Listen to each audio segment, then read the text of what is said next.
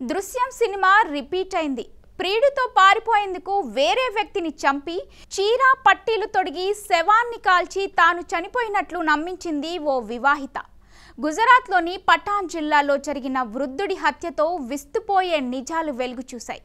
దర్యాప్తు జరిపిన పోలీసులకు షాక్ అయ్యే విషయాలు తెలిసాయి. ఇంతకీ అసలు వ్యవహారం ఎలా వెలుగులోకి వచ్చింది? ఆ ఇద్దరు ప్రేమికులు ఏం స్కెచ్ వేశారో మీరే చూడండి.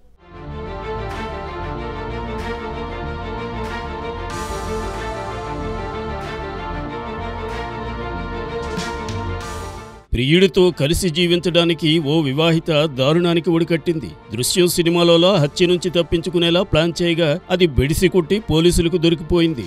గుజరాత్లోని పఠాన్ జిల్లాలో ఒక వృద్ధుడిని హత్య చేసిన కేసులో ఇద్దరు ప్రేమికులను అరెస్ట్ చేశారు. దీంతో అసలు వ్యవహారం వెలుగులోకి వచ్చింది.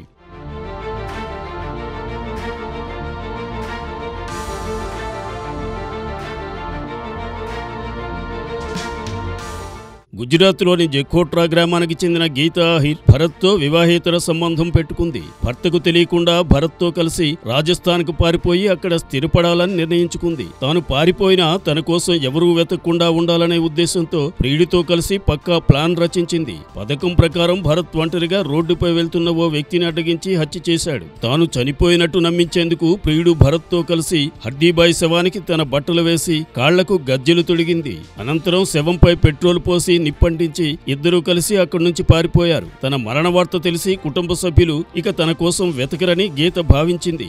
అయినప్పటికీ దొరికిపోయి ఇప్పుడు కటకటాలు లెక్క పెట్టుకుంటోంది.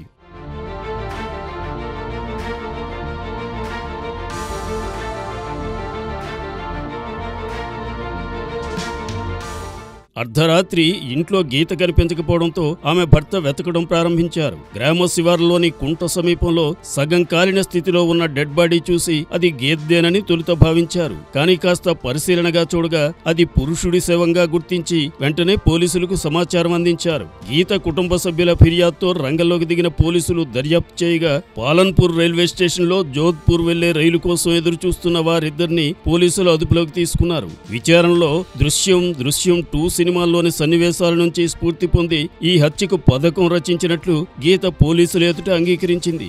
నిందితులిద్దరినీ అరెస్ట్ చేశారు.